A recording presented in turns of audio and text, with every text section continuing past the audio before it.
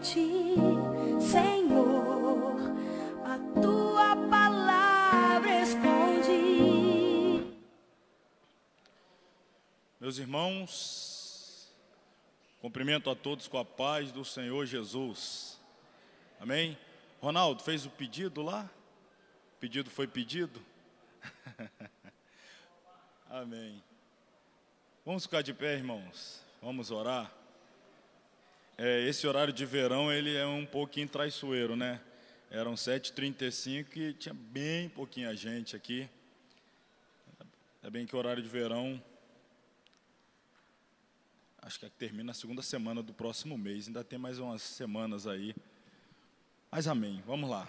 Sem mais delongas, vamos orar e dar início à nossa aula desta noite. Santo Deus e Pai, rogamos, Senhor, a Tua bênção sobre as nossas vidas nesta noite.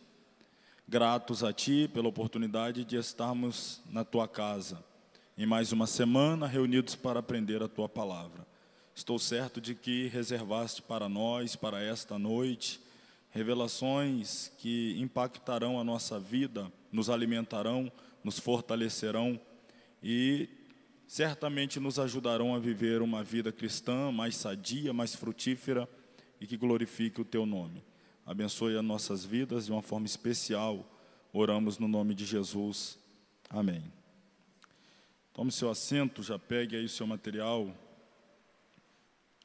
Nós paramos a semana passada no capítulo 3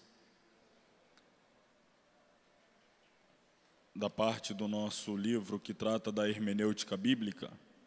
Falávamos sobre as particularidades do texto bíblico. E na semana passada já falamos sobre as particularidades das parábolas. Também falamos sobre as particularidades das profecias. E concluímos falando sobre as particularidades da poesia, o aspecto da poesia hebraica. Resta-nos falar hoje dos tipos, os tipos, símbolos, os tipos e símbolos, né? Aqui já passamos, parábolas, o slide ficou fora do lugar. Deixa eu adiantar aqui. Poesia, falamos, os paralelismos, é aqui, tipo. É a página 19. O tipo é uma classe de metáfora que não consiste meramente em palavras, mas em fatos, pessoas ou objetos que designam fatos semelhantes, pessoas ou objetos no porvir. Essas figuras são numerosas e chamam-se nas Escrituras sombra dos bens vindouros e não a realidade dos mesmos, segundo Hebreus 10, versículo 1. E, portanto, assim como todas as sombras, oferecem meramente uma representação imperfeita, de modo que frequentemente precisamos olhar para vários deles juntos, para obtermos uma ideia completa da própria substância. Vamos aqui a alguns exemplos de tipos. Os tipos são, na verdade, lições concretas de Deus. Ele os introduziu no Antigo Testamento como uma forma de predizer as coisas que seriam concretizadas no Novo. A maior parte dos tipos do Antigo Testamento acham-se no tabernáculo e, posteriormente, claro, o templo, e nas peregrinações dos filhos de Israel no deserto. Vários dos principais tipos do Antigo Testamento são explicados na epístola aos Hebreus. Nos capítulos 9 e 10 dessa epístola, ao explicar as várias disposições do tabernáculo, diz o autor: querendo com isto dar a entender o Espírito Santo que ainda o caminho do santuário não estava descoberto, enquanto se conservava em pé o primeiro tabernáculo, que é uma alegoria para o tempo presente. E se oferece dons e sacrifícios que, quanto à consciência, não podem aperfeiçoar aquele que faz o serviço. Hebreus 9, versículos 8 e 9. Jesus mesmo fez ou faz referência à serpente de metal levantada no deserto como tipo, prefigurando a crucificação do Filho do Homem. Noutra ocasião, Cristo se refere ao conhecido acontecimento de Jonas como um tipo, prefigurando a sua sepultura e ressurreição. Paulo nos apresenta o primeiro Adão como tipo, prefigurando o segundo Adão, Jesus Cristo, e também o Cordeiro Pascal como tipo do Salvador e Redentor. Então vejam, a tipologia, um estudo extremamente importante dentro da hermenêutica bíblica, a tipologia, o estudo dos tipos, em sua maioria, em sua esmagadora maioria, os tipos estão apontando para Cristo ou para alguma obra específica do Cristo. Como, por exemplo, acabamos de narrar, a serpente de metal levantada é um tipo de Cristo sendo crucificado. Então, Cristo e uma obra específica. Jonas, 3 dias e 3 noites no ventre do grande peixe, próprio Jesus também aplicando a si o evento, o fato, como sendo um tipo dos 3 dias e 3 noites que ele passaria no interior da terra, ou seja, sepultado, entre o sepultamento e a ressurreição. Então, os tipos, eles, invariavelmente, em sua esmagadora maioria, apontam para Cristo. Então, olha aqui, tipo, tupos, tipos, grego, no sentido doutrinal, significa uma pessoa ou coisa que prefigura algo ou alguém, e eu destaquei aqui messiânico, porque especialmente o Senhor Jesus, no seu, claro, apontando para Jesus, então, um futuro. Essa parte que nós já lemos. Eu queria destacar este detalhe, quando nós falamos de tipo, tipologia, todo tipo tem um antítipo. O que é o antítipo? O antítipo é aquele a quem o tipo representa. Ou seja, se eu digo que José, por exemplo, é um tipo de Cristo, logo Cristo é o antítipo de José. É a relação, de causa e efeito, é o vai e vem. Nós falamos de antítipo, é uma expressão comum que você vai encontrar na literatura hermenêutica. O antítipo, ele é aquele a quem o tipo está representando. Vamos falar de símbolos agora, para a gente concluir essa parte. O símbolo é uma espécie de metáfora pelo qual se representa alguma coisa ou algum fato de outra coisa ou fato conhecido, para servir de semelhança ou representação. É muitas vezes diferenciado do tipo por não prefigurar o que representa, ele simplesmente representa o objeto. Os símbolos nas escrituras às vezes têm mais de um significado. Por exemplo, Jesus é chamado de o leão da tribo de Judá, enquanto que Pedro compara o diabo, em sua fúria devoradora, a um leão que ruge, procurando a quem possa tragar. Então perceba, falando agora de simbologia, símbolos, não tipo. Em um determinado momento, leão simboliza Jesus. Em outro determinado momento, leão simboliza Satanás. Então, a simbologia, ela também, ela tem esses pormenores que precisam ser bem observados. Quando nós apresentamos Jesus como simbolizado pelo leão, nós estamos falando, por exemplo, da sua realeza, da sua força, do seu poder, etc.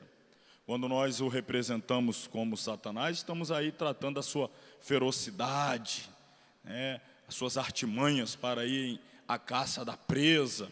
Então, esse aspecto do leão simboliza Satanás, o outro aspecto a Cristo. Isso aqui já é a simbologia. Aliás, isso aqui também está aí no seu material. Vamos falar das classes de símbolos. Os símbolos, ele está dividido em várias classes. Dentre as diferentes classes de símbolos na Bíblia, destacamos as seguintes. Primeiro, os objetos reais, está na página 21.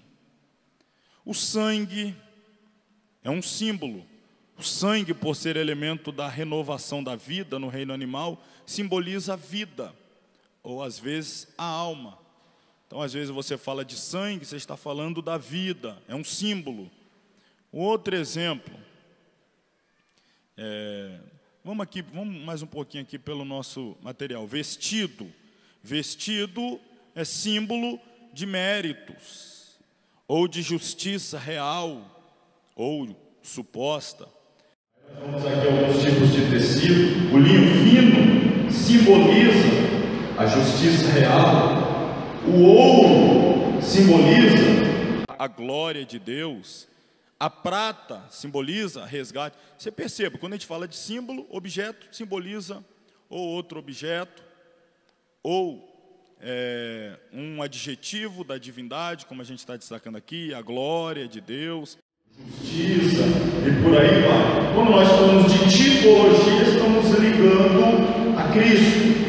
Aqui na simbologia, não necessariamente a Cristo, mas a atributos da divindade. Voltando aqui, o sangue, a vida, o ouro, a glória de Deus, a prata, redenção, resgate, o cobre, resistência, o fogo, que por sua vez é símbolo do juízo divino.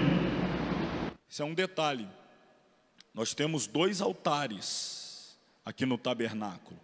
Um altar de cobre ou bronze, que é esse que fica aqui no pátio, e lá dentro do lugar santo, nós temos um outro altar, este de ouro. O altar de cobre ou de bronze é o altar do sacrifício. É onde o animal é colocado e o fogo simboliza o juízo de Deus, porque é uma oferta de holocausto totalmente queimada, o juízo de Deus vindo sobre o animal, que no momento da oferta passa a representar o ofertante. Então o juízo que deveria vir sobre mim, uma vez que eu confessei e entreguei uma oferta, o animal, confessei meu pecado, o juízo virá sobre ele. E ele é posto sobre um altar de bronze. O bronze é símbolo de resistência sobre o juízo divino. Já o ouro, lá de dentro do altar do incenso, da glória, que é símbolo da glória de Deus, lá é onde sobe também uma fumaça. Mas a fumaça do altar de incenso é uma fumaça das orações dos santos. Ali já é uma conexão direta com Deus, para Deus derramar bênção, ouvir a oração. Aqui atrás, Deus derrama juízo no altar do holocausto. E, naturalmente, está diretamente relacionado. Se o juízo vai sobre a vítima, então a expiação do pecado nós recebemos perdão.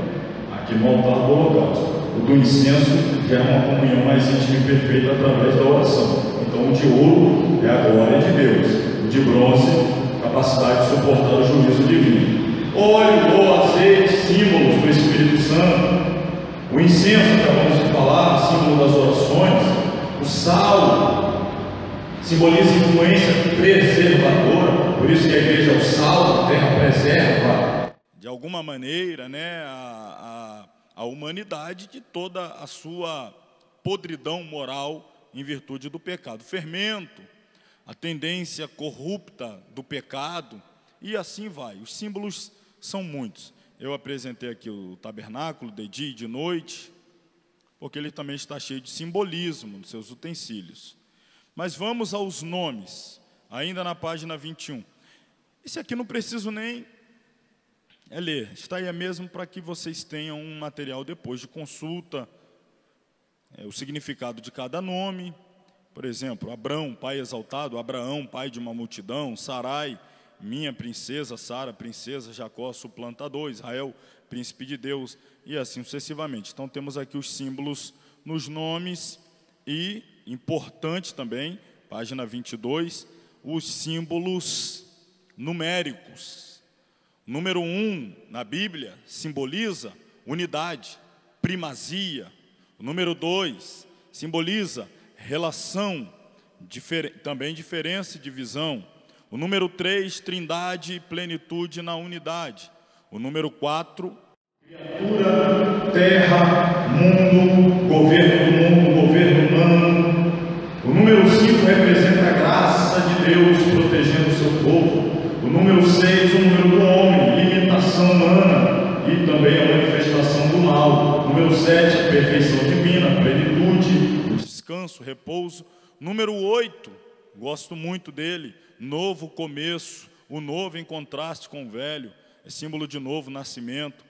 O 10, símbolo de perfeição ordinal, plenitude humana. O 12, número do povo de Deus, o governo de Deus manifesto no mundo.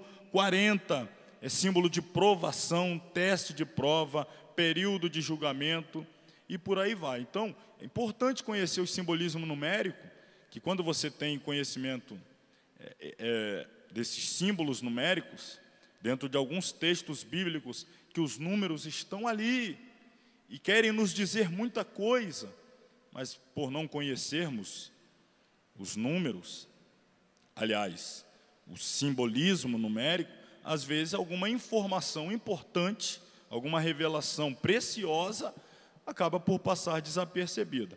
Eu vou só citar como exemplo, eu disse que eu gosto do número 8, porque o número 8 é símbolo de um novo começo, é símbolo do novo nascimento. Quando Deus estava tratando com Abrão e Sarai, quando Deus decidiu mudar-lhes os nomes, mudança de nome simboliza mudança de identidade, estamos falando de simbolismo também, isso é importante, mudança de nome simboliza mudança de identidade, uma nova identidade. No mesmo episódio, Deus institui a circuncisão, e a circuncisão deveria ser feita nos meninos, né, no macho, claro. Em que dia? Em qual dia? Qual dia? 8º dia, o número 8. Número 8, circuncisão. Abraão foi circuncidado já em idade avançada, mas a partir de então, da instituição da circuncisão, o número 8. Quando Abraão é circuncidado, o ritual da circuncisão você conhece, seria hoje, assim para falar grosso modo, semelhante a uma operação chamada de fimose. Nada mais, nada menos é do que a retirada do excesso de carne que cobre, né, a glande do órgão genital masculino. Então, quando se retira o excesso de carne, olha aí, vai pegando aí. Já estou te dando o sermão para você pregar domingo aí, ó. Circuncisão, novo começo, retirar o excesso de carne. Abraão teve um filho, Ismael, com excesso de carne. Quando o excesso de carne foi tirado, a circuncisão, ele vai ter Isaac. O Isaac é um novo.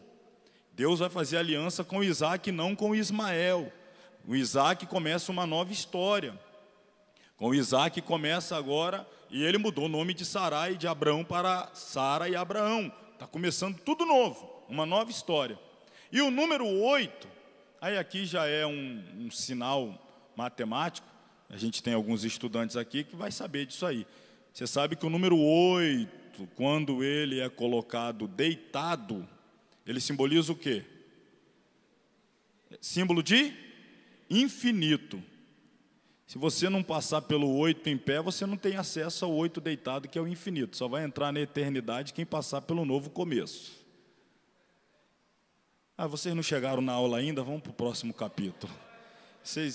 Essa férias de vocês, olha, tem gente que ainda está no Natal, tem gente que ainda está pesado do frango que comeu na virada do 24 para o 25. Já estamos no dia 24 de janeiro, vocês ainda estão... Vamos para o capítulo 4. Isso aqui foi uma palhinha assim, claro, muito simples, muito breve, para você perceber a importância de conhecer um pouquinho a simbologia dos números. Isso te dá uma gama de possibilidades na interpretação textual, sem ferir a hermenêutica, porque a gente está trabalhando biblicamente com o simbolismo escriturístico. Não tem invencionice aqui, é o simbolismo numérico. Então, só para você ter uma noção da importância de conhecer o simbolismo, tanto dos nomes quanto dos números. Capítulo 4, para nós encerrarmos o estudo hermenêutico, que eu já venho dizendo, nós estamos aqui num curso básico, que é apenas fornecimento de ferramentas preliminares, introdutórias para os irmãos, mas continuem se aprofundando no estudo da hermenêutica. Aliás,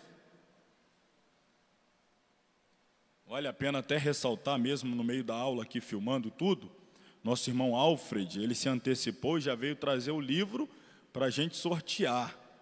Só que eu não vou sortear hoje não. Hoje ainda é a terceira aula. Temos a quarta e a quinta aula. Mas olha aí, ele me perguntou um livro que eu sugeria para o sorteio e eu sugeri a ele que trouxesse este aqui. Como estudar e interpretar a Bíblia. Como estudar e interpretar a Bíblia. Um método que permite a Bíblia falar por si mesma. Olha, você vê que é um livro bem fino, objetivo, direto, mas olha, é um livro fantástico. É óbvio que eu o tenho, porque esse aqui é um clássico maravilhoso, hermenêutica, interpretação da Bíblia. Daqui a 2 semanas estaremos sorteando. Quem não ganhar o sorteio, eu recomendo. Não deve ser muito caro, não tenho ideia aí do valor, mas não deve ultrapassar aí, acredito, os R$25, por aí. Acho que vale muito a pena. Como estudar e interpretar a Bíblia. Vamos lá. Falando disso, princípios históricos e teológicos de interpretação bíblica. Eu trouxe para vocês alguns aqui, para a gente encerrar esta parte da hermenêutica. Pela sua singularidade, a Bíblia não pode e nem deve ser interpretada ao bel prazer do leitor. Isto é claro. Tenha ele a cultura que tiver para captar a mente de Deus e o que o Espírito Santo ensina na Bíblia, necessita estudá-la segundo alguns dos princípios históricos e teológicos que passaremos a expor.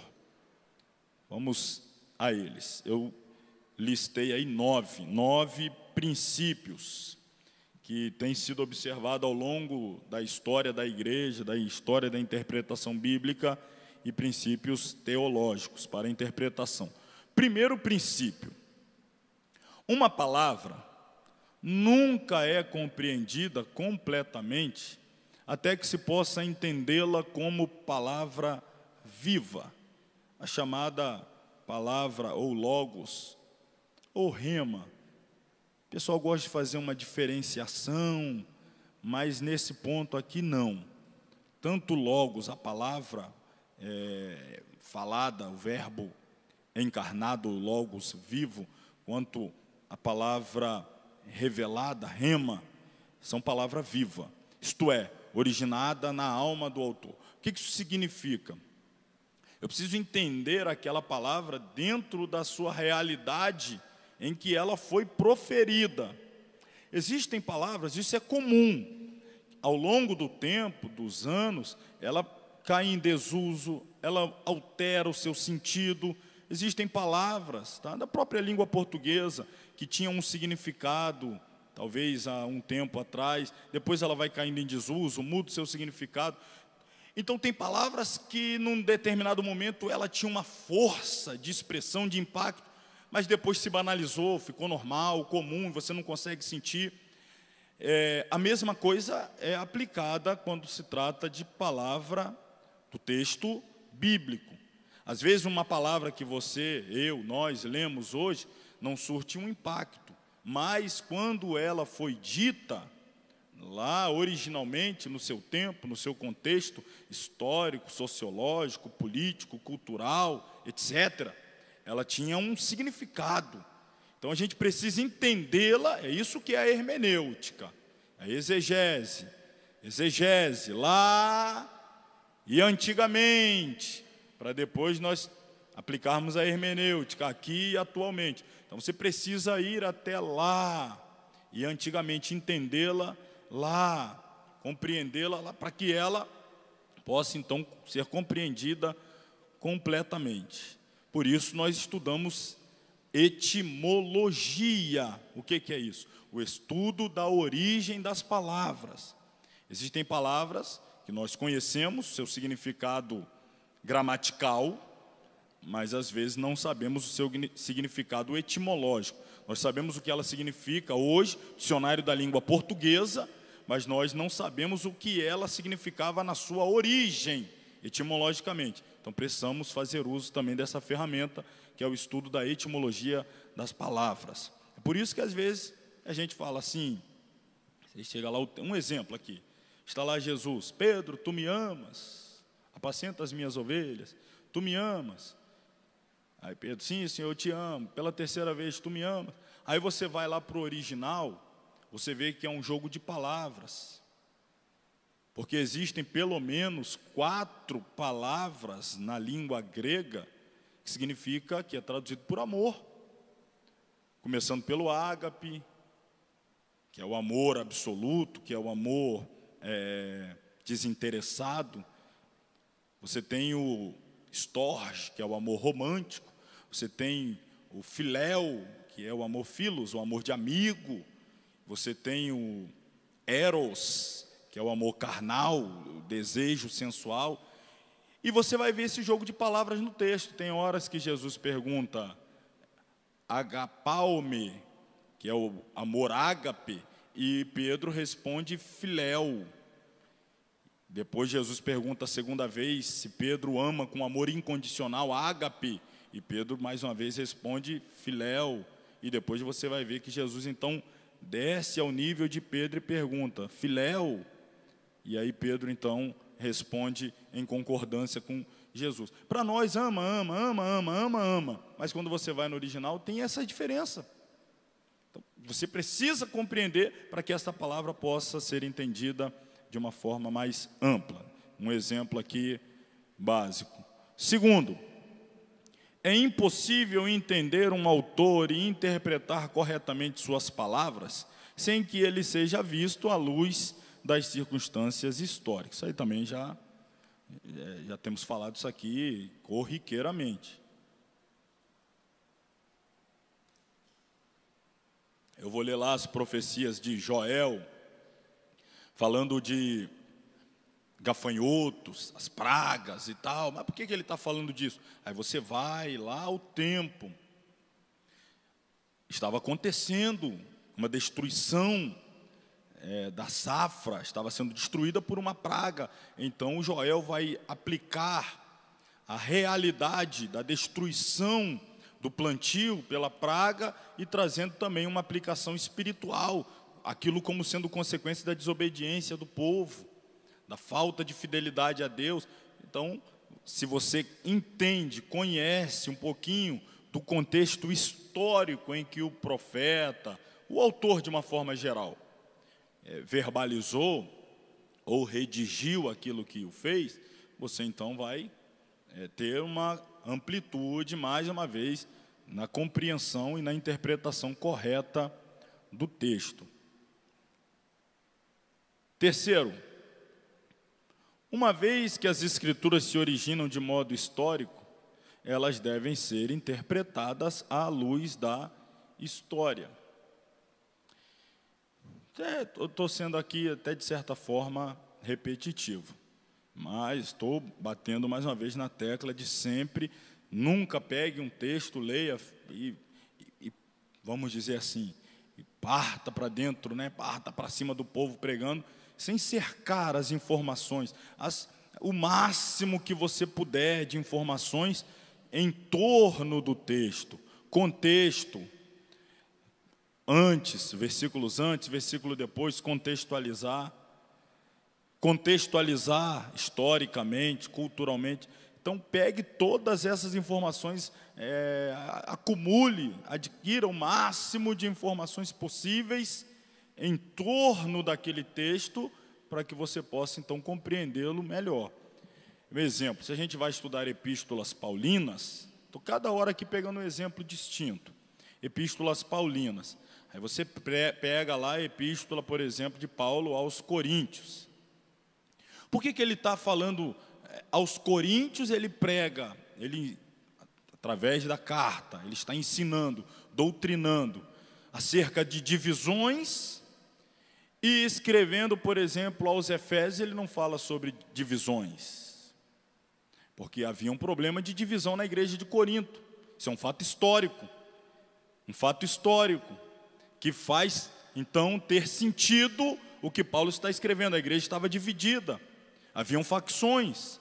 Um grupo acreditava na liderança, defendia a liderança paulina, um outro grupo a Petrina, de Pedro, outro a Apolínia, de Apolo, e tinha um grupo que não não se submetia a liderança humana nenhuma e, dando aquele ar de espiritualidade, dizia ser de Jesus Cristo. Não era nem de Paulo, nem de Pedro, nem de Apolo. Então a igreja estava dividida. Essa divisão era tão grande que se manifestava no ato da ceia.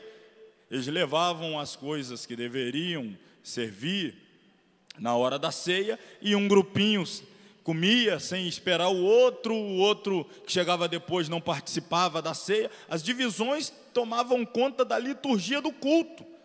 As divisões eram vistas no momento da manifestação dos dons espirituais. Se o grupo, o lado A está profetizando e o lado B não gosta do lado A, começa a profetizar para atrapalhar a profecia do lado de lá. Imagina o que era aquela igreja. Historicamente, essa realidade da igreja, para fazer sentido o que Paulo está escrevendo para ela. É uma epístola eclesiológica para tratar problemas da igreja, então nós precisamos entender historicamente para poder então interpretar o texto. Quarto princípio que eu destaco: embora a revelação de Deus nas Escrituras seja progressiva, tanto o Antigo como o Novo Testamento são partes essenciais desta revelação e formam uma unidade. Formam uma unidade. Por que estou destacando isso? Para que não haja desprezo ao Antigo Testamento. Não pode haver desprezo ao Antigo Testamento. A revelação de Deus é progressiva. Nós recebemos o ápice da revelação? Sim. Mas nós só conseguiremos entender o ápice da revelação se nós entendermos toda a progressão dessa revelação. Então não podemos desconsiderar o Antigo Testamento. O Novo Testamento, ele não existe por si só isoladamente. Ele é o desdobramento das sombras, dos tipos, dos símbolos, das figuras, das prefigurações que o Antigo Testamento já vinha aludindo e apontando. Então a Bíblia, ela é um todo, e nós precisamos entendê-la assim, como uma unidade. Quinto princípio: os fatos ou acontecimentos históricos tornam-se símbolos de verdades espirituais somente se as Escrituras assim os designarem. Por que este destaque? Porque senão essa área da alegoria, aqui da simbologia, da tipologia, enfim, linguagem figurada de uma forma geral, se ela cair em mãos erradas, ela é perigosíssima. Aí a pessoa sai espiritualizando tudo, sai dizendo que tudo era símbolo, tudo era tipo, tudo era figura, e começa a forçar barra, a querer encaixar. Eu já vi gente falando até, pelo menos tentando mostrar até que Faraó era um tipo de Cristo. Até o Faraó era um tipo de Cristo. Aí começa, porque o Faraó, aí começa a fazer um negócio. Você está vendo que aquela peça do quebra-cabeça não encaixa, e a pessoa está tentando fazer encaixar, dizendo que está apontando para uma realidade espiritual que não está. Então é muito perigoso o campo da simbologia, quando, volta a dizer aqui, cai em mãos erradas. A pessoa pode caminhar por um caminho extremamente espinhoso. Sexto princípio: você precisa compreender gramaticalmente a Bíblia antes de compreendê-la teologicamente ou etimologicamente. Há pouco eu falei aqui de entendimento etimológico e gramatical. Eu disse que para entender uma palavra de forma plena, nós precisamos compreendê-la etimologicamente, a sua origem, etc, etc, etc. Não apenas gramaticalmente. Mas o caminho não é de lá para cá, quando se trata da palavra. O que eu quero dizer com isso? Tem gente que não sabe o significado da palavra no seu próprio idioma, na língua portuguesa, e quer entender o significado daquela palavra no original, por exemplo, hebraico. Aí fala assim, um exemplo aqui, concupiscência. O que significa concupiscência no original? Aí me pergunta, ou vai buscar. Aí eu pergunto primeiro para ela: você sabe o que significa concupiscência na língua portuguesa? Antes de você buscar o etimológico, você precisa já conhecer gramaticalmente, aqui na nossa língua. concupiscência, desejo forte e desenfreado, a maioria das vezes vinculado à sensualidade, volúpia, esse desejo incontido. Um exemplo, concupiscência. A pessoa quer ir lá para etimológica, teologicamente, sem antes conhecer gramaticalmente. A maioria dos erros de interpretação bíblica, a maioria dos erros de interpretação bíblica seriam ou poderiam ser evitados se essas pessoas que fazem interpretação tivessem cuidado na hora da leitura, soubesse ler, respeitando ponto, vírgula, esses detalhes. Tem gente que não, infelizmente, a gente vive num país, infelizmente, isso é uma triste realidade, que tem muitos analfabetos funcionais. O que é o analfabetismo funcional? A pessoa sabe ler, entre aspas, sabe juntar, P-E-L-A é pela, S-U-A sua, ele sabe juntar as letras e formar as palavras, mas ele não sabe o que significa nada. Ele não sabe o que significa nada. Então ele não consegue fazer interpretação do texto, ele não entende o texto. Ele sabe juntar as palavras e ir lendo o que está escrito. Mas se você pegar uma frase simples, curta, pedir para ele ler e perguntar o que você entendeu aí dessa frase, resposta, está na ponta da língua, nada. O que você entendeu? Nada. Então, irmãos, infelizmente, volto a dizer, isso é uma triste realidade do nosso país, o analfabetismo funcional. E isso pode ser resolvido com leitura. Leitura. E aí eu estou falando para estudantes, eu não posso recomendar outra coisa a vocês que não ler. Ler, principalmente a Bíblia. De vez em quando a gente encontra estudante que diz, eu não gosto de ler, então não tem outra saída, vai fazer o quê? Eu quero ser pregador do Evangelho, mas não gosto de ler. Eu quero ser escritor, só não gosto de ler. Eu quero ser professor, mas não gosto de ler. Fica difícil, né? Vai ter que ler, precisa ler. Para aprender a falar, primeiro precisa aprender a ler. Para aprender a se expressar, primeiro precisa aprender a ler. Então, irmãos, não adianta. Isso aqui não tem como cortar volta, não tem atalho, só tem um caminho. A gente precisa aprender a ler. Então, às vezes vai ter que ler Bíblia com dicionário do lado. Já fiz isso várias vezes, às vezes faço ainda. Dicionário do lado. Minha Bíblia, a primeira vez que eu leio, ou livros, outros livros. Eu pego o livro lá, vem uma palavra nova que eu nunca vi, eu já corro lá no dicionário, descubro o que é aquilo e escrevo, às vezes de lápis ou de caneta mesmo, sobre aquela palavra, o significado, para depois que eu voltar a ler, entender. O problema é que a gente vai passar, eu não sei o que significa, mas vamos embora. Isso aqui também não sei, vamos. Também não sei isso não, mas vamos. Aí no final você não sabe nada. Você gastou 2 horas lendo, mas não sabe nada, porque tudo que está escrito você não sabe o que significa. É trabalhoso, é. Cansativo, é. Mas necessário. Voltar aqui. Uma doutrina não pode ser considerada bíblica a menos que resume e inclua tudo o que a Escritura diz sobre ela. Em outras palavras, você não pode pegar um texto isolado e transformar ele em base doutrinária. Ele precisa estar em concordância com o todo das Escrituras. 8º, quando parecer, destaco ali, parecer, que 2 doutrinas ensinadas na Bíblia são contraditórias, quando parecer que são contraditórias, aceitemos ambas como escriturísticas. Está na Bíblia, está nas Escrituras, é escriturística, crendo confiadamente que elas se explicarão dentro de uma unidade mais elevada. Também já falei algumas outras vezes sobre isso. Não é que haja contradição, é que eu ainda não entendi, eu ainda não assimilei. Não vá dizendo, a contradição, está em choque, não. Estude mais, torne a ler, pergunte, pesquise. Não é que há erro, é que eu ainda não entendi. Então, quando parecer que há contradição, calma, aceite porque está na Bíblia, e depois você vai entender. Quantas coisas você não entendia quando começou na sua fé e hoje entende? Quantas? Eu, você, nós não entendia, não fazia o menor sentido. O tempo vai passando, a gente vai amadurecendo na fé, vai caminhando, vai lendo mais a Bíblia, vai estudando, ouvindo estudo, ouvindo sermão, conversando. Ah, pai, aquilo lá, nunca entendi aquilo, agora eu entendo.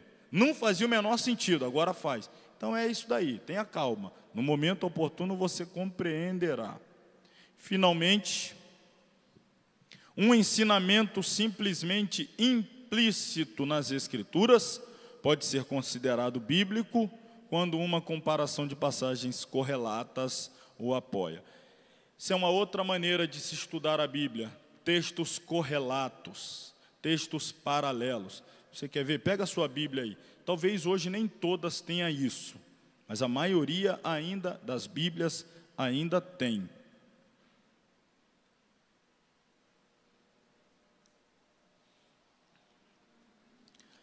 Cai aí aonde cair, não importa. Vamos lá, para facilitar. Vamos para facilitar. Salmo 91. Pega a sua Bíblia e abra aí no Salmo 91. A maioria, Salmo 91 tem pouca referência aqui. Deixa eu pegar um outro que tem bastante referência paralela. Os salmos, como são poesia, às vezes não vão encontrar muito, mas livros históricos tem bastante. Segundo Crônicas, por exemplo, capítulo 4.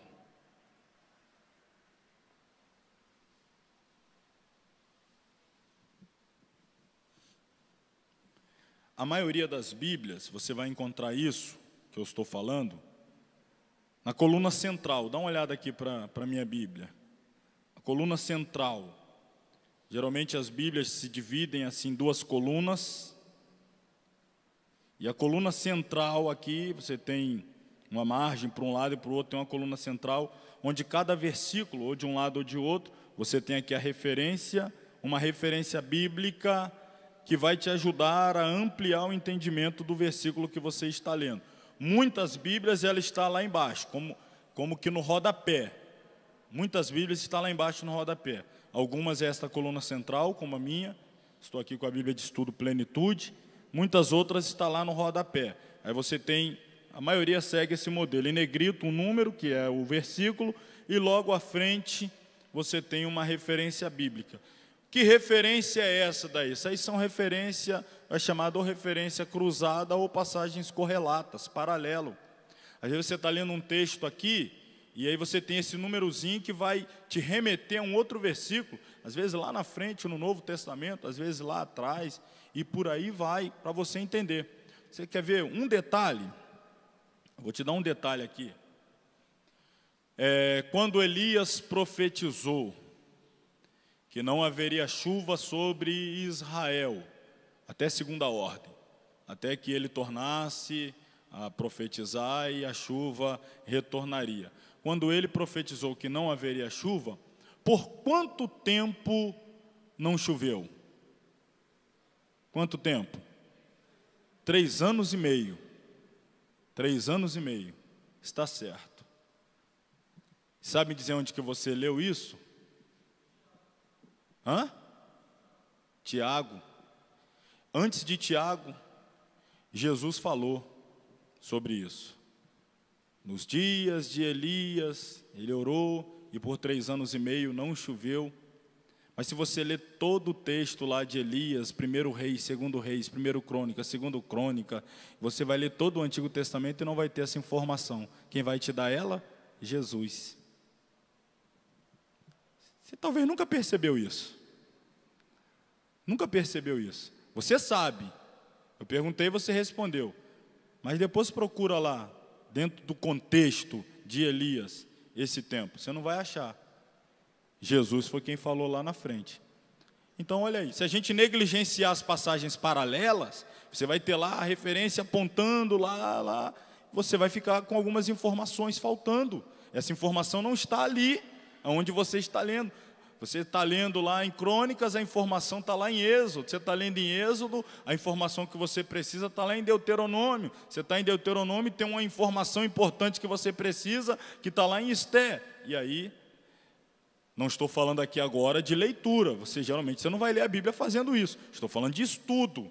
Quando você estuda, você vai precisar considerar as passagens correlatas, paralelas, referências cruzadas, para que você então possa compreender o estudo que se está fazendo.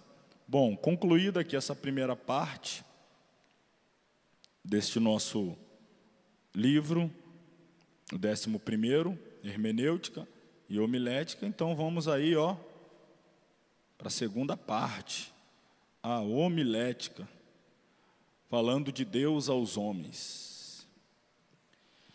Você tem que passar bastante tempo na hermenêutica, estudando, interpretando, traduzindo, pesquisando, perguntando.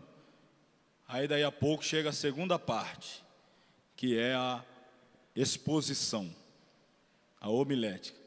E via de regra, você vai gastar muito mais tempo no estudo do que na exposição. Muito, mas isso aí é fato.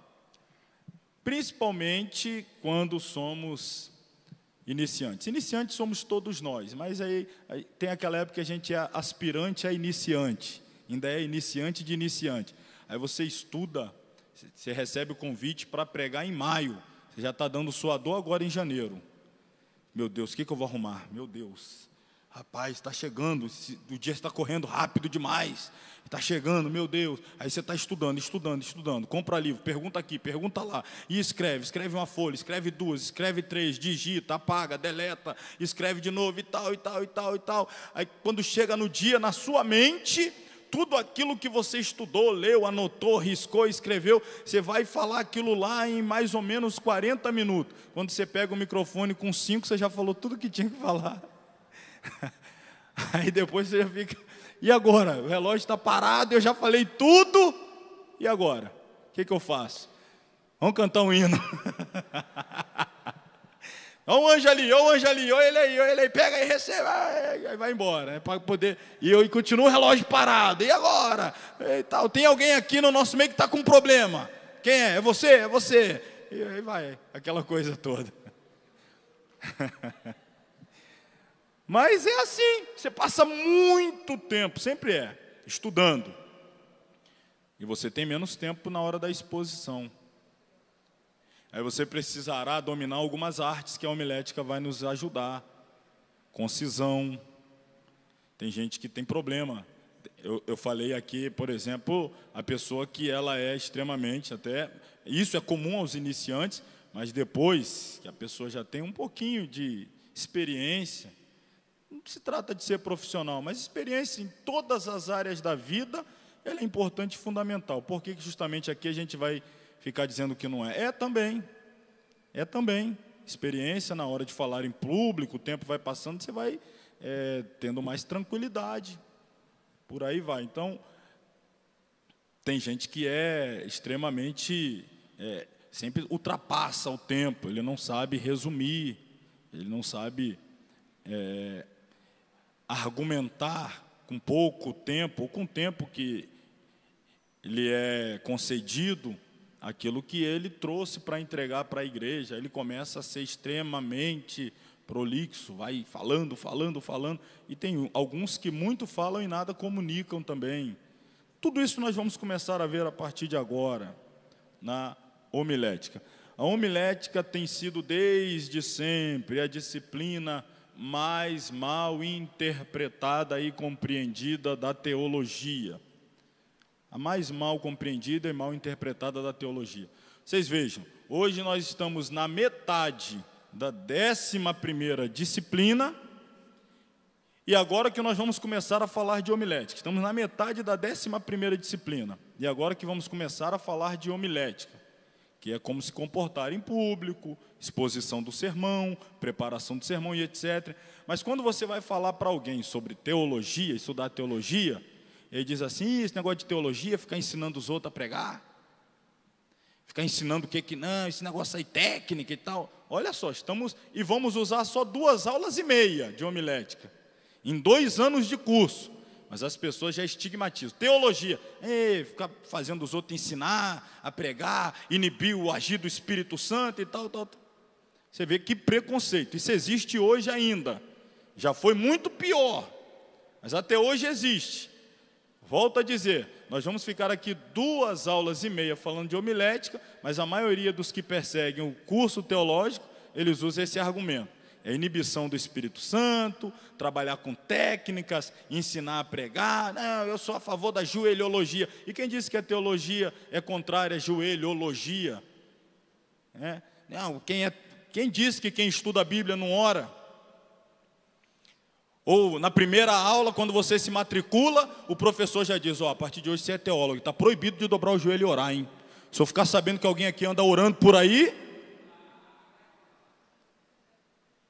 quem disse que é proibido orar quem estuda?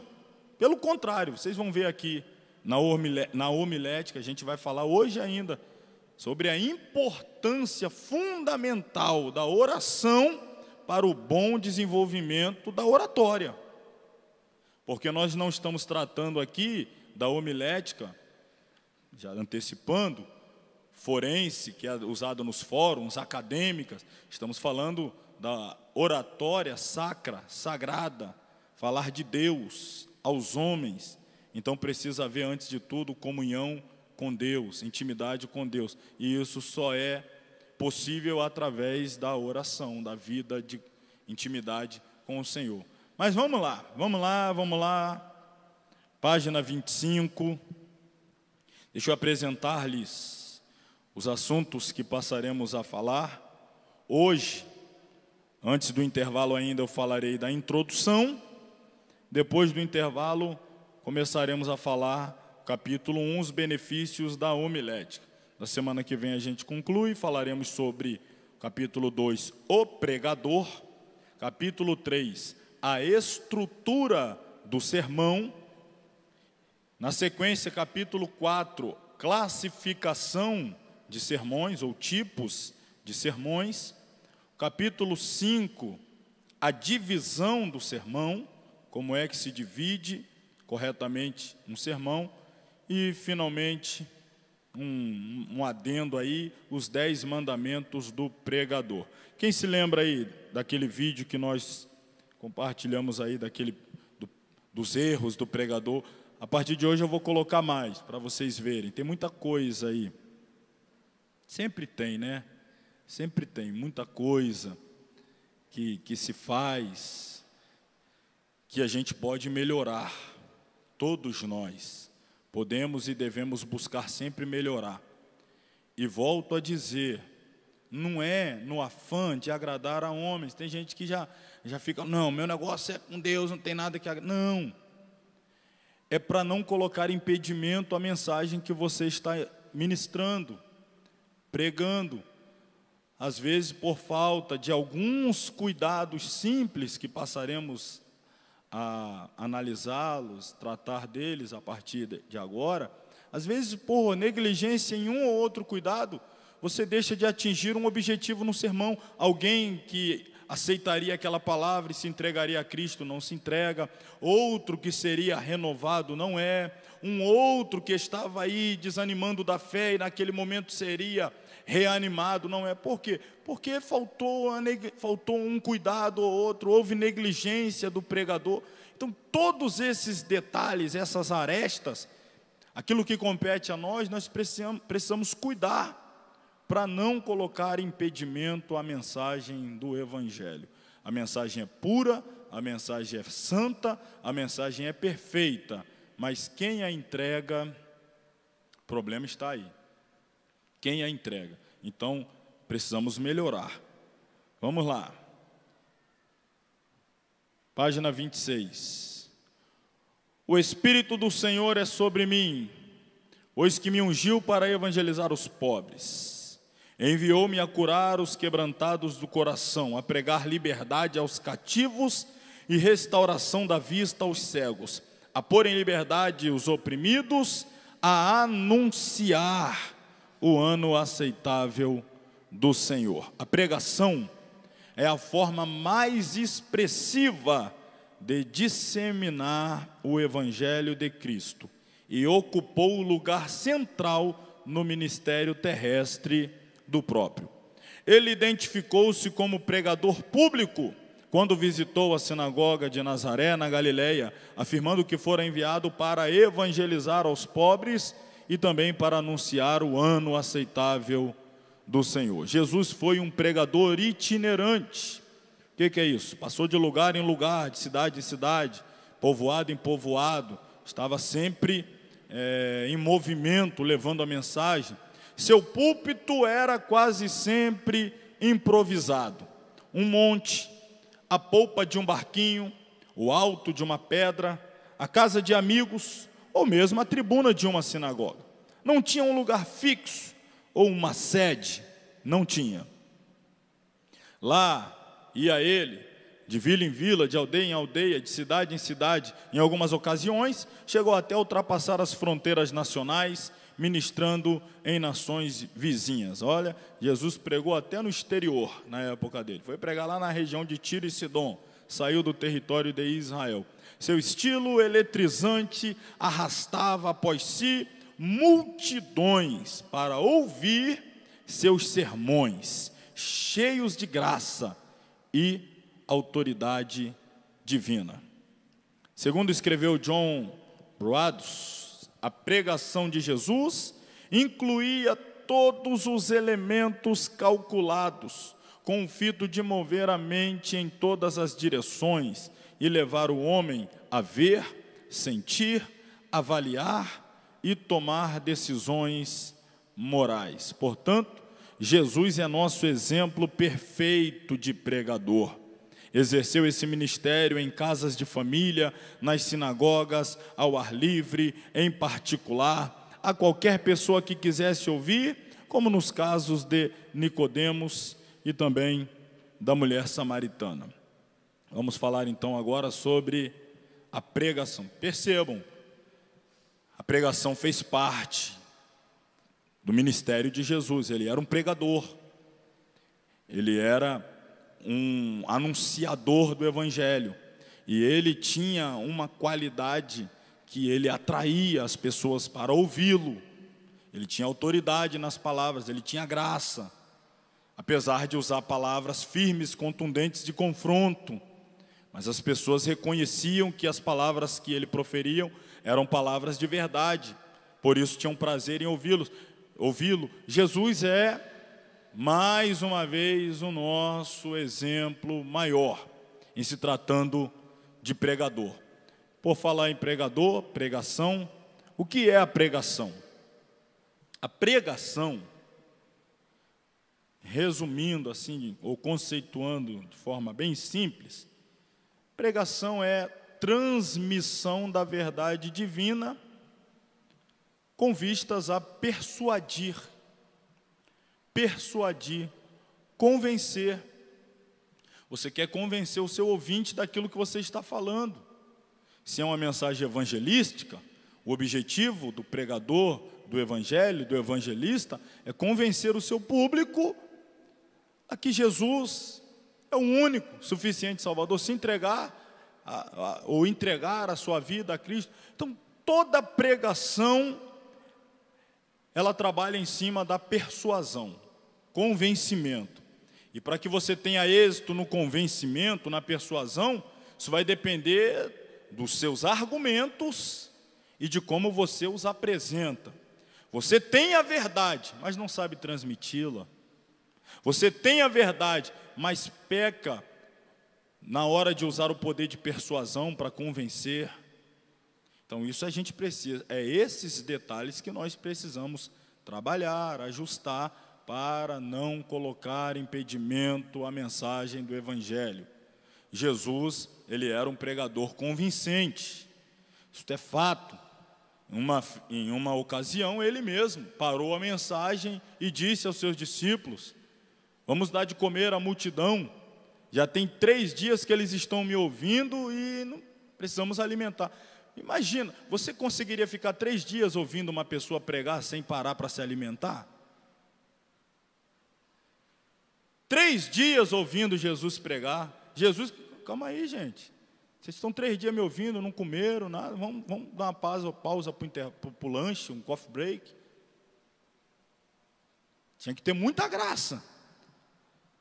Você, como eu, deve ter tido já algumas vezes o desprazer de estar pregando, e enquanto prega, as pessoas se levantam, vão embora, vão para o banheiro, andam, conversam. Imagina a decepção do pregador, onde as pessoas demonstram ali claramente que não estão nem um pouco interessados naquilo que ele está falando. Jesus não era assim. Quando ele falava, as pessoas tinham prazer de parar para ouvi-lo. Teve uma outra ocasião, você já leu isso na Bíblia, teve uma outra ocasião que os líderes religiosos mandaram soldados irem ao encontro de Jesus para prendê-lo. Os soldados foram, retornaram. Quando retornaram, os líderes perguntaram: cadê o homem? Eles disseram: a gente ficou lá ouvindo ele falar. Nunca ouvimos alguém falar como ele. Até esquecemos o que a gente foi fazer, ficamos lá ouvindo a mensagem, um negócio fora de série. Pois é, esquecemos que tinha que prender ele, trazer, um negócio estava gostoso demais a mensagem dele. Imagina, isso era Jesus. Então, ele persuadia, ele convencia, ele cativava, ele prendia.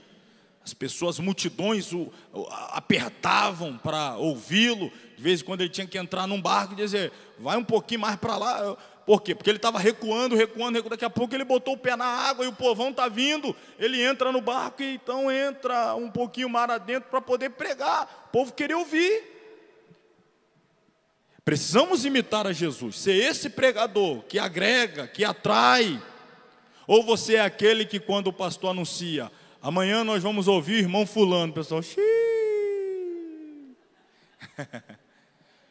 tem para mim que amanhã eu vou ficar com dor de cabeça e não vou vir no culto. Já vou logo justificando: eu não vou estar presente, amanhã eu vou passar mal, amanhã não sei o quê, amanhã eu não sei o quê, amanhã eu não sei o quê. Por outro lado, não se trata de idolatrar, não se trata de endeusar homens, mas quando se diz assim: nós vamos ouvir fulano, você, opa, aí tem palavra, vou lá ouvir.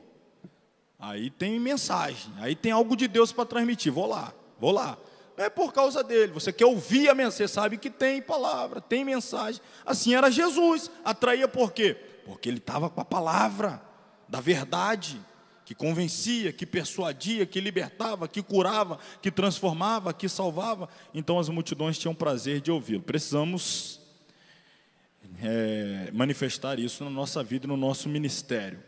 Portanto, a pregação é a comunicação oral e verbal da palavra de Deus com o intuito de salvar os que a ouvem. É a palavra falada, o veículo pelo qual Deus transmite a sua vontade. Aí entra a homilética. O que é a homilética?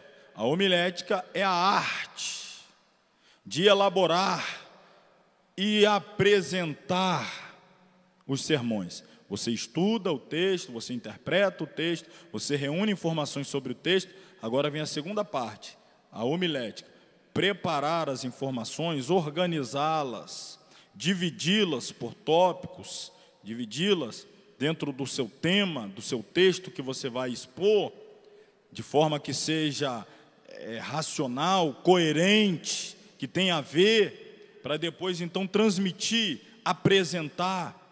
Então a homilética nos ajuda, nos possibilita ter as ferramentas e na apresentação do sermão.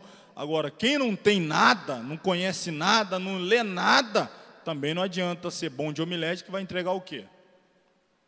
Vai falar o quê? Então uma coisa está diretamente relacionada com a outra. A homilética é a disciplina que nos leva a falar com elegância, desenvoltura, propriedade bíblica e evangélica. Uma palavra correlata é homília. Homília. Essa expressão é usada muito entre os católicos. O Papa vai fazer a homília, é quando ele aparece lá na janelinha e o povo está lá embaixo na Praça do Vaticano, e ele então vai trazer uma palavra, é a homília, é a parte da teologia pastoral que se ocupa da transmissão oral da palavra de Deus aos fiéis, é a homília, só que a gente usa pouco esse termo, a gente usa pregação, exposição da palavra, os católicos usam, chegou a hora da homilia, ou homilia, é a exposição da palavra de Deus aos fiéis, o mesmo que oratória sacra. A homilética é, portanto, uma ciência que estabelece regras para a preparação de discursos.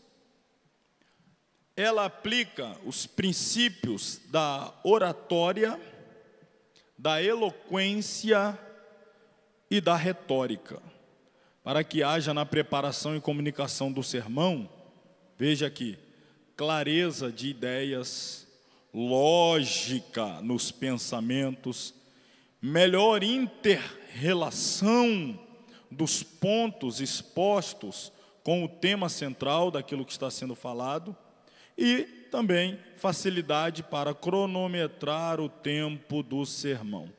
Tem gente que fala, eu já disse, mas não tem clareza nas ideias, você não entende o que ele está falando, onde que ele quer chegar, não há clareza, não há lógica nos pensamentos, não tem menor lógica, não faz sentido o que ele fala. Não há inter-relação entre os pontos expostos com o tema central. Isso aqui, infelizmente, é o que às vezes nós vemos mais acontecer. A pessoa lê o texto, irmão, abra aí a sua Bíblia, aí ele lê lá, Jesus lá vai ressuscitar Lázaro, aí lê o texto da ressurreição de Lázaro, aí ele lê o texto da ressurreição de Lázaro, aí ele começa a falar de Davi, aí você já, quero ver onde que ele vai chegar com o Davi, ter relação com a ressurreição de Lázaro.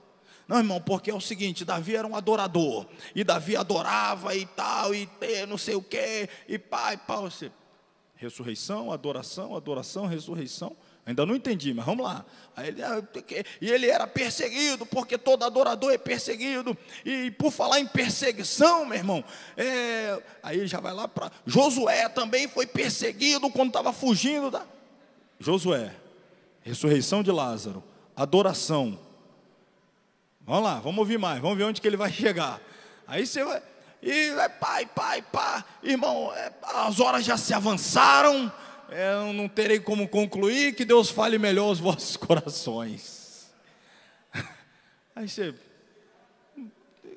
e aí? Entendi. Aí você olha para o outro, não, também não, amém. Aí você, imagina se tivesse mais tempo, onde isso ia parar? Se fosse uma vigília e tal, onde isso ia parar? A gente ouve muito. A pessoa vai embolando uma coisa com a outra, e vai embolando, emenda uma coisa na outra, emenda uma coisa com a outra, e não tem nada a ver com o que ele começou a falar, não tem nenhuma relação. No final todo mundo sai assim, ó. Aí ainda tem alguém que fala, rapaz, o cara é Bíblia pura, você viu, né? Porque ele falou a Bíblia, mas não teve nenhuma conexão, mas falou a Bíblia. Você fala, irmão, ele falou a Bíblia, mas não entendi não o que ele quis dizer. Não, é Bíblia pura, se o camarada viu, falou disso, daquilo outro. Bom, vamos lá, eu não vou ter tempo de começar a falar sobre isso agora, vamos aí para o intervalo, aí eu volto dando um pouco dos conceitos de oratória, eloquência, retórica, e a gente avança até onde o horário nos permitir. Vamos seguir então, voltar a falar sobre a oratória, a eloquência e a retórica. Estávamos falando sobre elas. Assim, vamos continuar de onde paramos, na página 27. Assim, todo pregador precisa ter em mente o significado e a importância dos 3 elementos chaves da homilética já citados, os quais são a oratória, a eloquência e a retórica. Começando aí pela oratória. O que é a oratória? Qual é o conceito e em que nos ajuda a oratória no que diz respeito à exposição da palavra de Deus. Oratória é a arte de falar em público, falar às pessoas, não é? Em público. Então, não é fácil, mas a oratória, ela nos ajuda. Existem pelo menos 5 formas distintas de oratória. Eu nem vou ler, tá? Não vou ler esses detalhes para a gente ganhar um pouco de tempo. Só vou citar a oratória acadêmica, que é falar em público, mas para um público acadêmico, né, que é usado aí nas faculdades, nas instituições superiores, etc. A oratória forense, que é quando você fala nos tribunais, para convencimento de juiz, jurados, etc. Então, usado aí pelos advogados, promotores, etc. A oratória política, essa aqui não precisa nem dizer por quem é usado e com que fins. Por político para ganhar voto ou para defender os seus pontos de vista lá no parlamento, por aí vai. A oratória religiosa, que é o nosso caso, falamos a um público sobre a palavra de Deus e para convencer acerca da mesma. E a oratória popular, que já não segue uma regra, um padrão, que é falado para um aglomerado de pessoas aí de uma forma geral. Então, vamos passar essa parte da oratória. Eloquência. Eloquência é a capacidade de persuadir por meio dos argumentos expostos no discurso. Olha, isso é importantíssimo. Esse conceito de eloquência é importantíssimo, porque a gente facilmente confunde. A gente acha que o eloquente, a gente chama as pessoas de eloquente pelo seu gesticular, às vezes excessivo, pelo timbre da sua voz, a altura do timbre da voz, e por aí vai, e aí chamamos alguém de eloquente.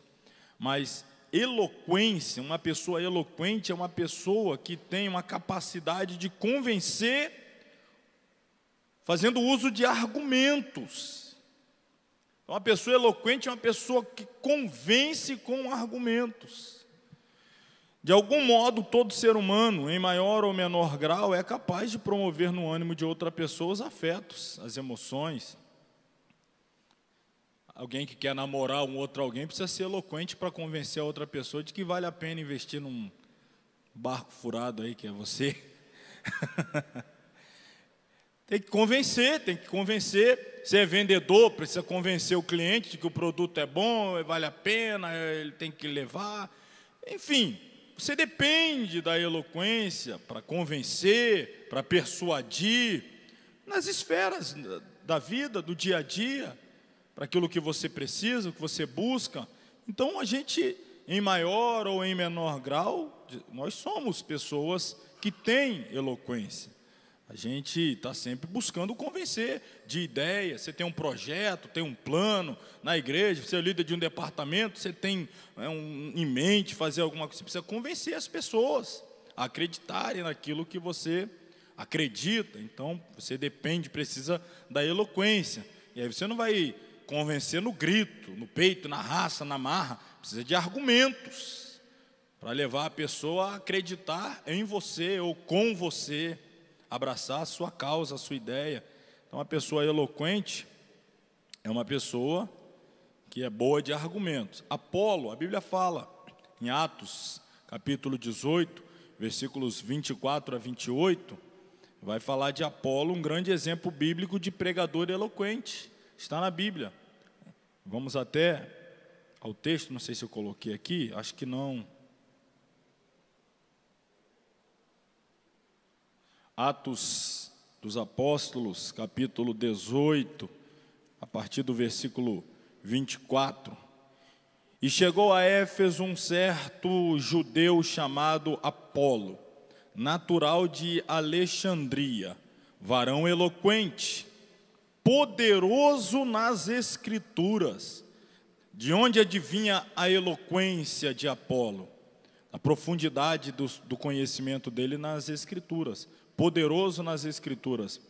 Versículo 25: este era instruído no caminho do Senhor e fervoroso de espírito, falava e ensinava diligentemente as coisas do Senhor, conhecendo, no caso dele, somente o batismo de João, e começou a falar ousadamente na sinagoga. Quando ouviram, Priscila e Áquila o levaram consigo e lhe declararam mais pontualmente o caminho de Deus. Querendo ele passar a Acaia, o animaram os irmãos e escreveram aos discípulos que o recebessem, o qual, tendo chegado, aproveitou muito aos que pela graça criam, porque com grande veemência convencia publicamente os judeus, mostrando pelas Escrituras que Jesus era o Cristo. Olha aí onde está a eloquência de Apolo. Poderoso na palavra, convencia pelas Escrituras que Jesus era de fato quem a Bíblia diz que ele era. Então, ser eloquente não tem a ver com ser gritador, ser barulhento, ser gesticulador. Ser eloquente tem a ver com ter profundidade no conteúdo que você está apresentando, a fim de produzir convencimento, persuadir quem te ouve. Se você vai soltando e vai deixando as coisas soltas, sem amarrá-las, então você não terá êxito aí no convencimento, faltará essa eloquência. Na pregação, a eloquência é de grande importância ao pregador, e o falar não é o único modo de exprimir a eloquência. Olha para isso daqui, isso aqui é importante também, ó. Certas atitudes da postura física do pregador, como o olhar, os gestos, a mímica facial, as lágrimas, os suspiros e até mesmo o silêncio, são procedimentos poderosos de persuasão. Não confundamos eloquência com emoção. O pregador deve saber controlar suas emoções, porém, sem neutralizá-las. Antes de falar da retórica, deixa eu voltar aqui. Certas atitudes, postura física do pregador, e aí vai olhar, gesto, mímica. Por exemplo, você está lá pregando sobre cura divina. E aí, você quer convencer quem está te ouvindo, porque toda pregação tem com fins a persuasão, o convencimento de quem lhe ouve. Toda a mensagem, ela é uma persuasão. Então você está falando que Jesus tem poder para curar, para restaurar, para pegar o doente, trazer-lhe a cura, pegar o que está enfermo e devolver-lhe a saúde. E o pessoal está te ouvindo, e você está falando sobre cura divina. Aí você está assim: Jesus cura, irmãos. Ele é poderoso, muito poderoso. Aleluia. As pessoas vão sair mais doentes. As pessoas vão sair mais doentes. Porque você está falando uma coisa com as palavras, mas o pessoal, esse cara não acredita no que ele está falando, não. Ele não acredita no que ele está falando. Como é que eu vou acreditar? Está parecendo que ele está com dúvida. Olha, irmão, eu acho que é hoje. Eu não sei não. Quem sabe? Só Deus sabe. Mas talvez, né? Você crê? Oh, irmão, creio não. Do jeito que você está falando aí, você não produz um ânimo, uma fé. Volto a dizer, isso não se trata aqui, definitivamente, em hipótese alguma, de manipulação. Trata-se, o que eu estou falando aqui, trata-se de você dizer com o corpo, com a face, com o tom da voz, a mesma coisa que as suas palavras estão dizendo. Senão há uma contradição. Você está falando de poder, mas você está falando de virtude, desanimado. E as pessoas estão olhando e falam: poder, virtude, cura. Olha a situação do cidadão que está falando. Está todo. Então, O sermão, ele não é pregado apenas com as palavras. Ele é pregado com todo o seu ser, com a sua convicção, com a sua expressão, com o seu corpo. Você não é apenas alguém que tem a mensagem, mas você é alguém que precisa ser dominado por ela. E isso precisa ficar claro para quem te ouve. Alguém precisa sair convicto, ou mesmo que ele não acredite, mas ele está vendo que você acredita no que você está falando. Não, ele está falando com conhecimento de causa, ele está demonstrando, quem está falando, está demonstrando convicção naquilo que está sendo falado. A retórica, aqui já tem a ver, vamos ao conceito. A retórica é o estudo teórico e prático das regras que desenvolvem e aperfeiçoam o talento natural da palavra. É o esforço para ajudar a eloquência do pregador, se ele não tem. Então, é possível o pregador ter boa retórica sem ser eloquente. Assim, a retórica é o conjunto de regras que aprimora a eloquência e dá à pregação, ou seja, ao discurso, uma forma primorosa. É saber utilizar as palavras. A retórica, recursos de retórica são as palavras, saber colocá-las na hora certa, palavras que fazem sentido com o todo do que se está explanando. Por último, há 3 elementos importantes que devem ser claramente entendidos dentro da homilética. O dom natural da palavra, que vem de Deus, isto é fato, não são todos que têm, alguns recebem o dom natural da palavra. Segundo, o conhecimento que é adquirido pelo estudo diligente das Escrituras. Esse conhecimento aqui depende de nós. Deus te dá o dom da palavra, mas saber o que vai falar depende de você estudar, se dedicar, se aprofundar, investir, comprar livros, bíblias, dedicar tempo, esforço, para você ter então um cabedal de conhecimento, ferramentas para ser utilizada na hora da explanação. E habilidade, que é o aproveitamento do dom e o conhecimento aplicados na hora da pregação. Bom, vou falar aqui, vamos começar falando do capítulo 1, os benefícios da homilética. Só vou contar a historinha para vocês, para a gente encerrar a aula. A história do VCC. Quem já leu ele aí, essa história aí? Nem todos leram, então quem não leu, vai ouvir agora. VCC, né? Vamos lá. Página 29. Temos de encarar uma realidade que existe nos púlpitos de hoje. A dificuldade de expressão de alguns pregadores tem dispersado a atenção e o interesse dos ouvintes. Isso é uma realidade. Em alguns casos, os ouvintes estão desinteressados porque quem fala não consegue cativar interesse. É uma pessoa que não é carismática, não agrega. A gente fez a comparação com Jesus, que sempre atraía, as multidões iam ouvi-lo, até os inimigos o ouviam. Então, isso é um fato. Tem gente que infelizmente não agrega, não atrai, não estimula, não incentiva. Pelo contrário, ele repele. As pessoas não têm prazer em ouvi-lo.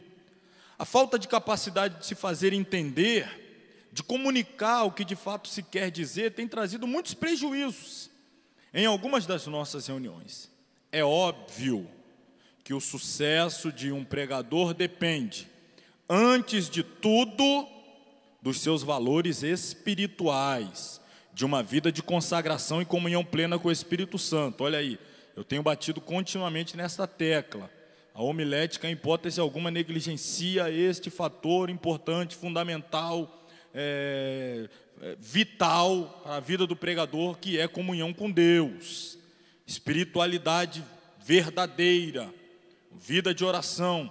Então, é o principal. Sem ela, não adianta.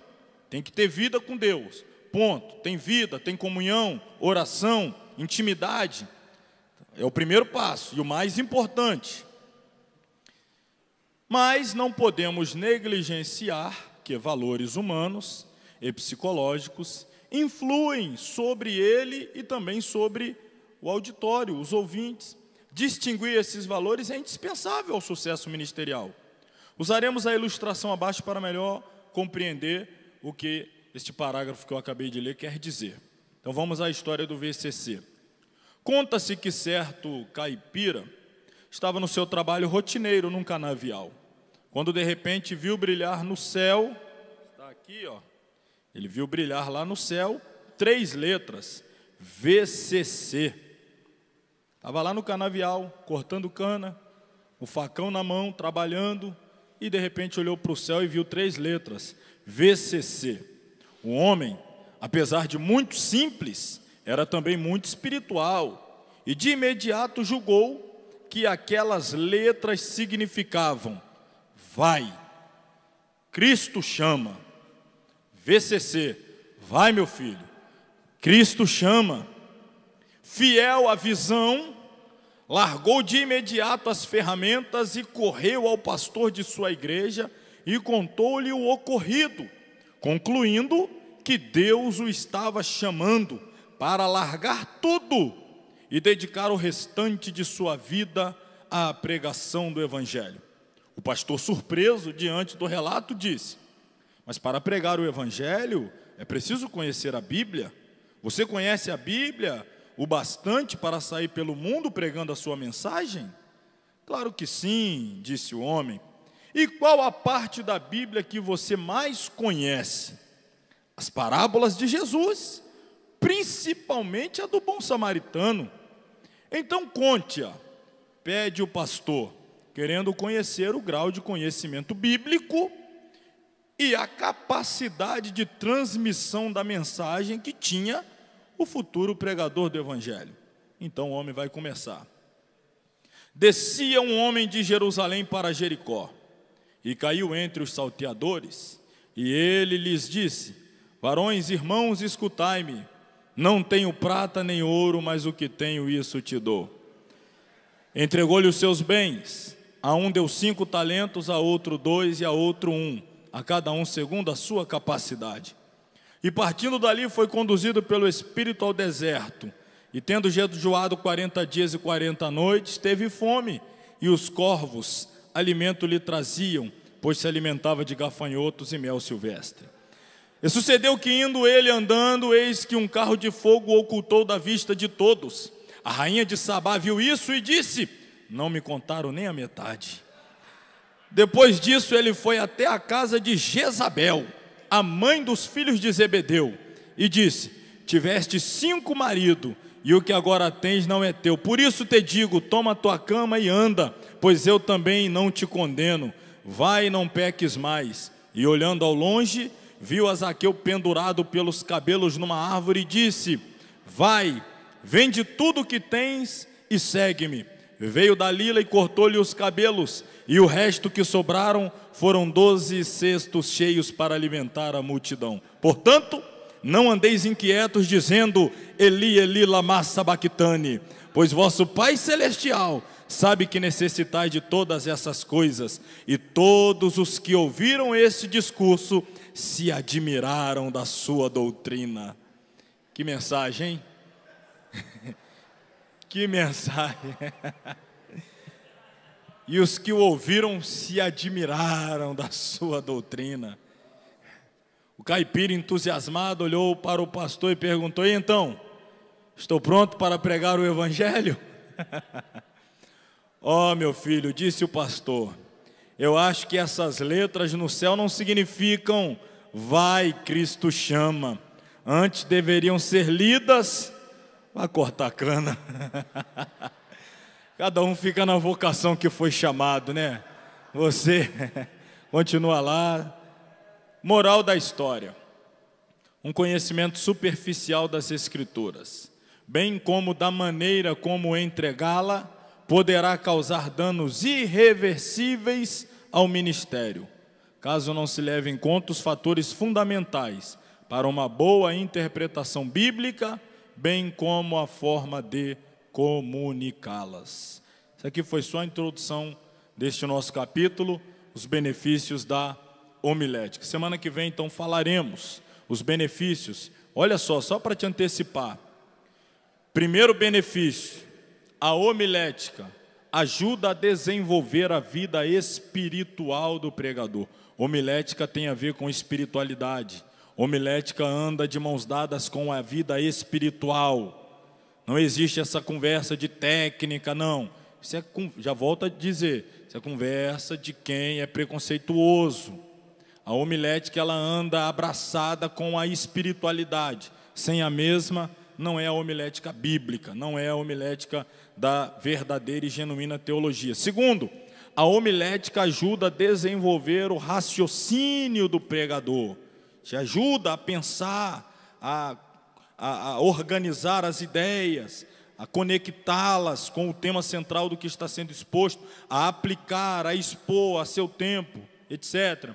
A homilética, terceiro, aprimora os conhecimentos gerais, e aí eu mostro aqui de onde advêm os conhecimentos gerais, da observação, consulta e discussão. A homilética, quarto, aprimora a expressão corporal do pregador. O pregador também tem que aprender a falar com o corpo fala. O corpo fala. E aí, como eu disse, você não pode dizer algo com a sua boca e o seu corpo dizer outra coisa. Tem gente que o corpo dele fala tanto que ninguém ouve as suas palavras. Ninguém ouve as suas palavras. Você fala, rapaz, você viu que ele pregou? Não, rapaz, só vi ele correndo, ele pulando, o que eu achei interessante. Por quê? A expressão corporal calou, silenciou a mensagem. Aí quando você fala, vai vir o pregador fulano de tal. Ninguém lembra da mensagem, do que ele diz, mas já estigmatiza, né? Ah, aquele que bate na perna, o que corre, o que pula, o que salta, o que dá cambalhota, o que não sei o quê. Às vezes, infelizmente, cria-se os estigmas com gesticulação, ao invés de conectar a palavra, a mensagem, ao sermão. O pregador precisa tomar cuidado com isso. Quinto, a homilética aprimora a comunicação verbal do pregador. Sexto, a homilética ajuda o pregador a desenvolver estilo próprio, parar de copiar a outros. A gente vai falar então também de qualidades, pregador, pureza, energia, autoridade, imaginação e muito mais. Tudo isso na semana que vem ou a partir da próxima semana. Então vamos nos colocar de pé. Eu senti aí, né, uma dificuldade para começar no horário, volto a dizer, 19h30 tinha bem pouca gente aqui. Eu entendo o horário de verão um pouco complicado, muitos trabalham até mais tarde, mas vamos nos esforçar aí. Até eu vou fazer um esforço para chegar bem mais cedo, deixar tudo preparado antes, para começarmos impreterivelmente às 19h30, para não perdermos aqui conteúdo ou termos que correr. Vamos orar agradecendo a Deus por mais esta aula. O nosso pastor está aqui conosco, então já vou passar a ele esta oportunidade de orar por nós, nos apresentando ao Senhor, nos abençoando e também ministrando aqui sobre as nossas vidas, impetrando a bênção apostólica. Meus irmãos, meus queridos amigos, vos saúdo com a paz do Senhor. Estaremos orando a Deus pelos nossos companheiros que estão aqui, com o intuito de aprender algo importante da palavra de Deus. Amado Deus, nosso querido, grande e eterno Senhor, mais uma vez na Tua presença nós estamos agradecendo ao Senhor por esse trabalho importante, esse curso que está sendo formulado aqui na nossa igreja. Abençoe o Teu servo, professor, pastor Márcio, os alunos que aqui cooperam, o Senhor abençoe de forma maravilhosa. O Senhor, como trouxe em paz, leva em paz, também retornando para os seus lares. Que na próxima semana estejam aqui de novamente com saúde e felicidade para aprender muito mais da sua palavra. Pai, nós te oramos e te pedimos e confiamos inteiramente no Senhor. Que a graça de nosso querido e amado Salvador e a doce consolação do Espírito Santo e o grande amor de Deus seja derramado no coração de todos quanto nesse momento aguardam a bendita e gloriosa volta de Jesus, desde agora e para todos sempre, todos digam juntos, amém, Jesus.